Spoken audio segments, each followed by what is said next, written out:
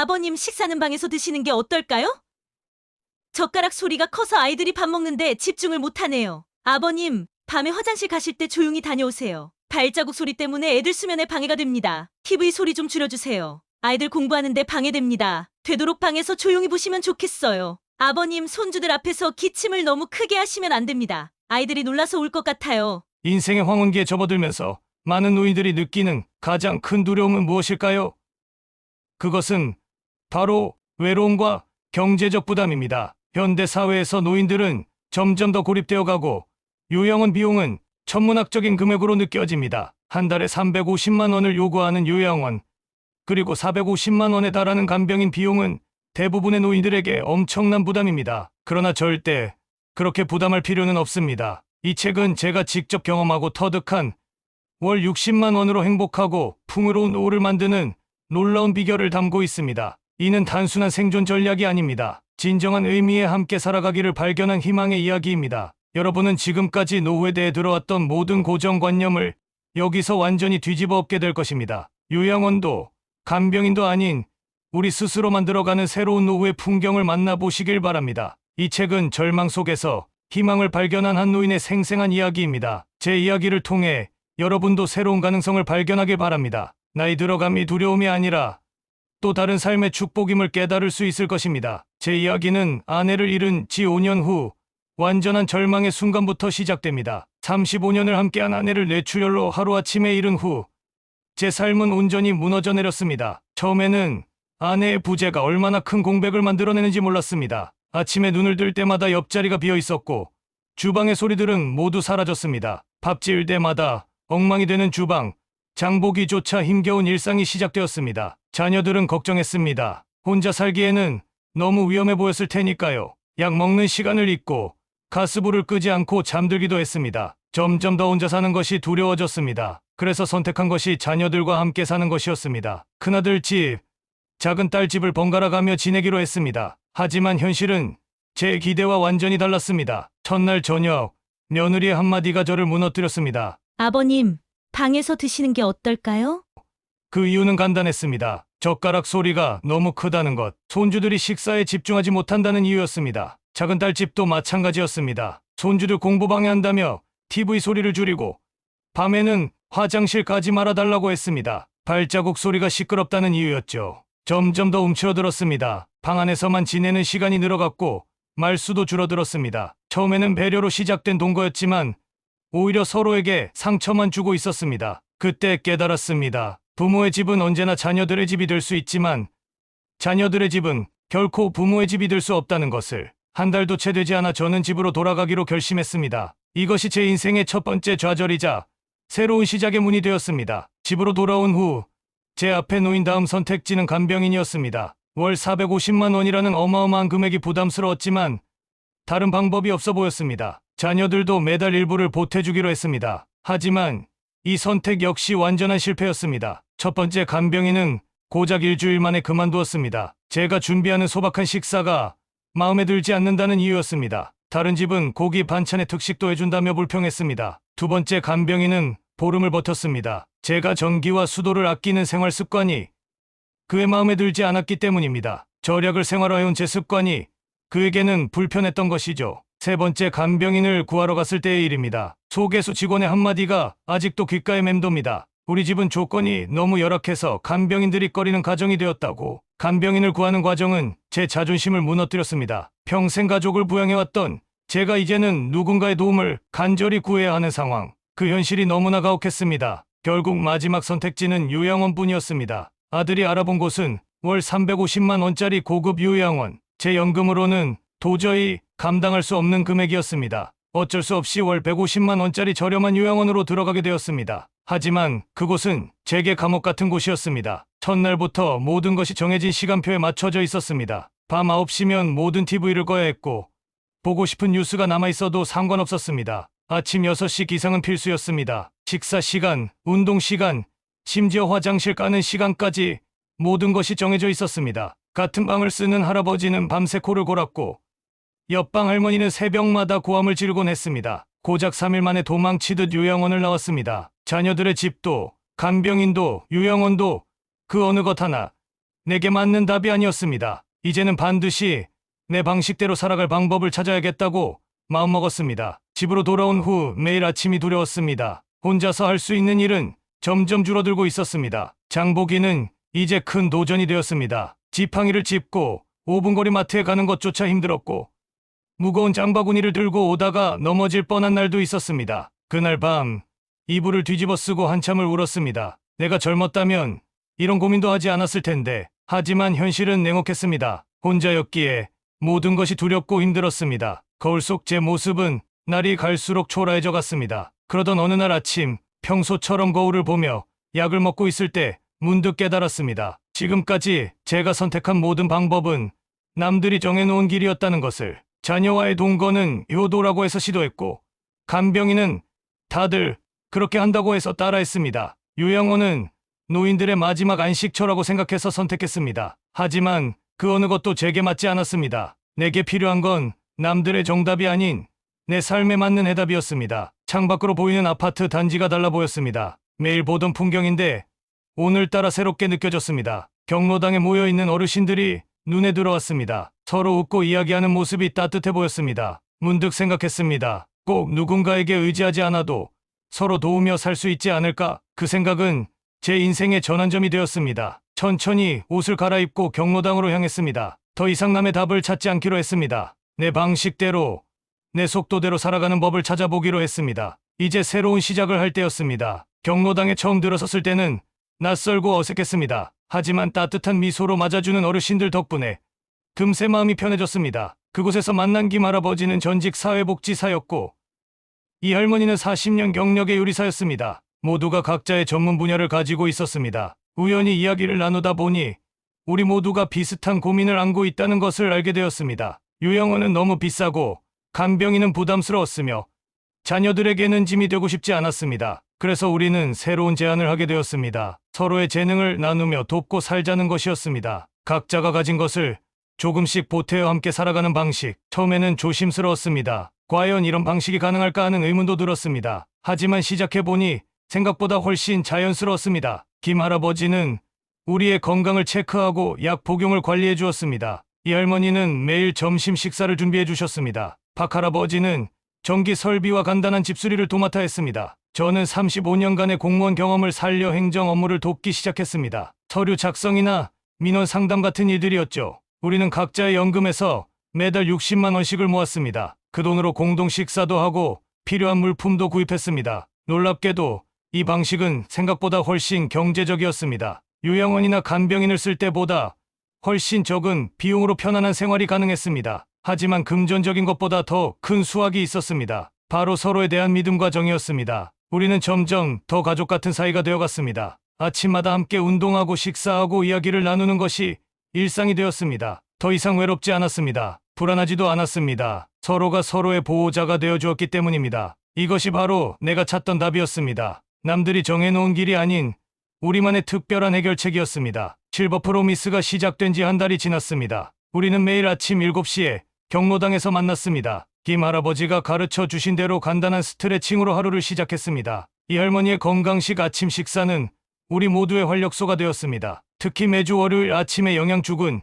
일주일의 시작을 든든하게 해주었습니다. 박 할아버지는 경로당의 모든 전기 설비를 점검했습니다. 깜빡이던 형광등도 고치고 낡은 전선도 교체했습니다. 덕분에 우리의 일상이 한결 안전해졌습니다. 저는 매주 수요일마다 민원 상담 시간을 가졌습니다. 복지 서비스 신청이나 행정 서류 작성을 도와드렸습니다. 우리의 모습을 지켜보던 다른 어르신들도 하나둘 동참하기 시작했습니다. 정할머니는 40년 경력의 재봉사였습니다. 옷수선이나 이불수선을 도맡아 해주셨습니다. 최할아버지는 전직 한의사로 간단한 침술로 우리의 통증을 덜어주셨습니다. 우리는 서로의 부족한 점을 채워주며 살았습니다. 누군가 아프면 함께 병원에 동행했고 무거운 짐이 있으면 함께 들어주었습니다. 외로울 때면 말벗이 되어주었습니다. 이제는 혼자가 아니라는 것이 얼마나 큰 위안이 되는지 모르겠습니다. 매일 아침 눈을 뜨면 설렙니다. 오늘은 또 어떤 이야기가 오갈지, 어떤 웃음을 나눌 수 있을지. 요양원이나 간병인이 해결해 줄 수 없는 것들이 여기 있었습니다. 바로 마음을 나누는 동반자들,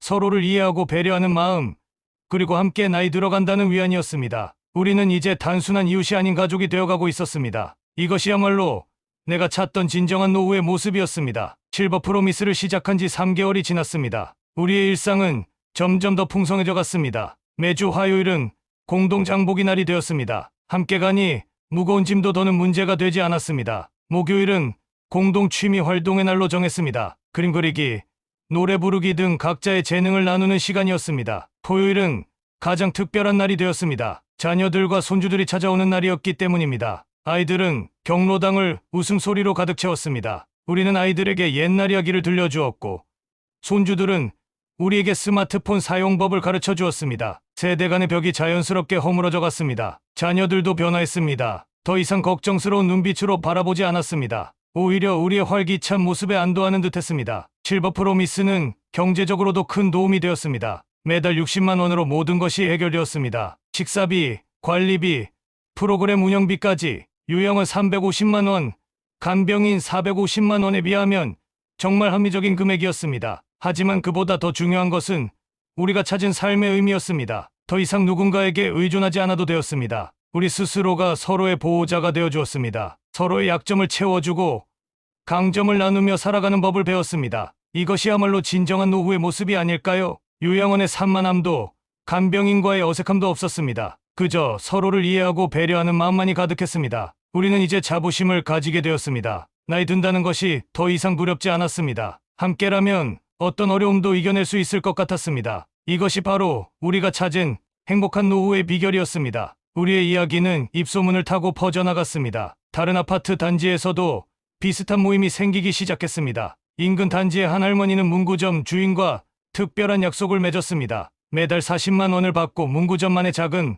반찬 가게를 열어주기로 했다는 소식이 들려왔습니다. 서로가 도움이 되는 관계를 만든 것입니다. 이웃 동네의 한 할아버지는 더 특별한 시도를 했습니다. 전직 방송인이었던 그분은 카페 주인과 계약을 맺었습니다. 매주 2시간씩 책을 읽어주는 시간을 갖기로 한 것입니다. 그의 명품 목소리는 카페의 특별한 이벤트가 되었고 월 60만 원의 수입도 생겼습니다. 하지만 모든 시도가 성공적인 것은 아니었습니다. 우리 동네의 한박 할머니는 미용실과 맺은 약속을 3개월 만에 그만두셨습니다. 서로에 대한 신뢰가 부족했기 때문입니다. 돈만 밝히고 진정성이 없는 관계는 오래가지 못했습니다. 이런 경험들을 통해 우리는 깨달았습니다. 관계의 성공 여부는 금전적인 것이 아니라는 것을, 서로를 향한 진심과 배려가 가장 중요하다는 것을 말입니다. 그래서 우리는 이웃들에게 조언했습니다. 서로를 도우려는 마음이 먼저라고, 계약서보다 중요한 것은 서로에 대한 믿음이라고. 이제 우리 동네는 조금씩 변화하고 있습니다. 더 많은 어르신들이 자신만의 방식을 찾아가고 있습니다. 서로 돕고 의지하며 살아가는 법을 배우고 있습니다. 이것이야말로 진정한 노인복지가 아닐까요?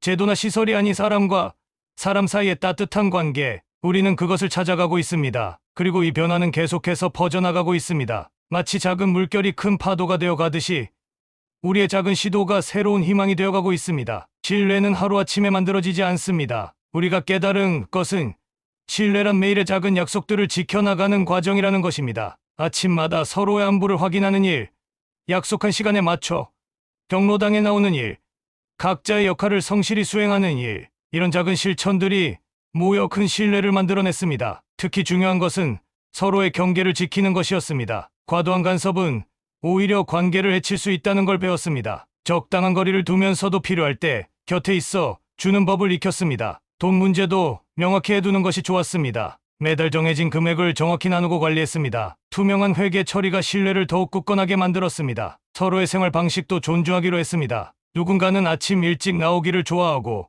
누군가는 저녁 시간을 더 선호했습니다. 이런 차이를 인정하고 배려하는 것이 중요했습니다. 가끔은 의견 충돌도 있었습니다. 하지만 그때마다 대화로 풀어나갔습니다. 서로의 입장을 이해하려 노력했습니다. 그렇게 우리는 점점 더 단단한 공동체가 되어갔습니다. 이제는 서로의 습관까지 훤히 알게 되었습니다. 김 할아버지는 매일 아침 산책을 즐기고 이 할머니는 점심 후 잠깐 낮잠을 자는 것을 좋아했습니다. 이런 서로의 일상을 자연스럽게 배려하게 되었습니다. 우리가 찾은 황금률은 단순했습니다. 서로를 있는 그대로 인정하고 필요할 때 손을 내밀어 주는 것. 그것이 바로 성공적인 노후 생활의 비결이었습니다. 이는 단순한 생존 전략이 아니었습니다. 우리는 서로의 존엄성을 지키며 함께 더 나은 삶을 만들어가고 있었습니다. 요양원이나 간병인의 일방적인 돌봄이 아닌 서로를 존중하고 배려하는 진정한 돌봄의 모델을 발견한 것입니다. 1년이 지난 지금 우리의 삶은 완전히 달라져 있습니다. 더 이상 외롭지 않습니다. 불안하지도 않습니다. 매일 아침이 기다려집니다. 유형은 350만 원, 간병인 450만 원 대신 60만 원으로 충분합니다. 하지만 금전적인 것보다 더 값진 것을 얻었습니다. 바로 서로에 대한 신뢰와 애정입니다. 우리는 이제 서로의 건강 상태를 훤히합니다. 누가 어떤 약을 먹는지, 언제 병원에 가야 하는지까지 알고 있습니다. 아침마다 경로당에서 만나 체조를 하고 점심은 함께 만들어 먹습니다. 오후에는 각자의 취미 생활을 즐깁니다. 글을 배우는 사람, 그림을 그리는 사람, 노래를 부르는 사람, 바둑을 두는 사람, 저마다의 방식으로 즐거움을 찾아가고 있습니다. 자녀들도 우리의 모습을 보며 안심합니다. 더 이상 요양원 이야기는 나오지 않습니다. 오히려 우리를 배우러 옵니다. 어떻게 이런 공동체를 만들었는지, 어떻게 서로를 믿고 의지하게 되었는지 묻습니다. 우리의 방식이 새로운 모델이 되어가고 있습니다. 돈으로 해결하려 했던 것들이 마음으로 해결되는 것을 발견했습니다. 이것이 우리가 찾은 행복한 노후의 비결입니다. 서로를 이해하고 배려하는 마음, 함께 나이 들어간다는 위안, 그리고 매일 아침 만나는 따뜻한 미소들. 이제 나는 안다. 나이 든다는 것이 두려운 일만은 아니라는 것을. 함께라면 우리는 더 행복한 노후를 만들어갈 수 있다는 것을. 구청에서도 우리의 활동을 주목하기 시작했습니다. 노인복지의 새로운 모델이 될 수 있다고 말씀해 주셨습니다. 하지만 우리에게는 그런 거창한 의미보다 서로를 향한 따뜻한 마음이 더 소중했습니다. 다른 지역의 어르신들도 관심을 보이기 시작했습니다. 우리의 이야기가 입소문을 타고 퍼져나갔습니다. 여러 어르신들이 우리를 찾아와 조언을 구하셨습니다. 어떻게 하면 이렇게 서로 신뢰할 수 있나요? 우리도 이런 공동체를 만들고 싶습니다. 이런 질문들에 우리는 늘 같은 대답을 했습니다. 신뢰는 하루아침에 만들어지지 않습니다. 매일의 작은 약속들을 지켜나가는 과정입니다. 서로의 경계를 존중하고 필요할 때 손을 내밀어 주는 것. 그것이 진정한 공동체의 시작입니다. 돈 문제도 명확히 해야 합니다. 매달 정해진 금액을 투명하게 관리하고 서로의 생활 방식을 존중해야 합니다. 때로는 의견 충돌이 있더라도 대화로 풀어나가는 것이 중요합니다. 우리는 점차 더 많은 어르신들에게 용기를 주고 있습니다. 나이 든다는 것이 두려움의 대상이 아니라 새로운 관계와 의미를 발견하는 여정이 될 수 있다는 것을 보여주고 있습니다. 놀랍게도 우리의 작은 시도가 점점 더 큰 변화를 만들어내고 있습니다. 마치 작은 물결이 큰 파도가 되듯이 우리의 이야기는 계속해서 퍼져나가고 있습니다. 구청 관계자분들은 우리의 모델을 다른 지역에 확산하고 싶어 하셨습니다. 하지만 우리에게 중요한 것은 제도나 정책이 아니었습니다. 서로를 향한 진심, 그리고 함께 나누는 삶의 기쁨이었습니다. 이제 우리는 알고 있습니다. 진정한 노후 복지란 단순히 돌봄 서비스가 아니라 서로를 존중하고 이해하며 함께 성장하는 것임을. 시간이 흘러 2년이 되었습니다. 우리의 공동체는 더욱 견고해졌고 그 영향력은 점점 커져갔습니다. 처음에는 10명 정도로 시작했던 우리 모임은 이제 30명이 넘는 어르신들의 공동체가 되었습니다. 각자의 재능과 경험을 나누며 서로를 지지하고 함께 살아가는 방식을 계속 진화시켜 나가고 있습니다. 구청에서는 우리의 모델을 공식적으로 인정하기 시작했습니다. 다른 지역의 노인복지센터에서 우리의 사례를 연구하고 싶어 했고, 때로는 우리를 초청해 강연을 요청하기도 했습니다. 하지만 우리에게 가장 중요한 것은 여전히 서로를 향한 따뜻한 마음이었습니다. 제도나 정책을 넘어서는 진정한 인간적 유대감.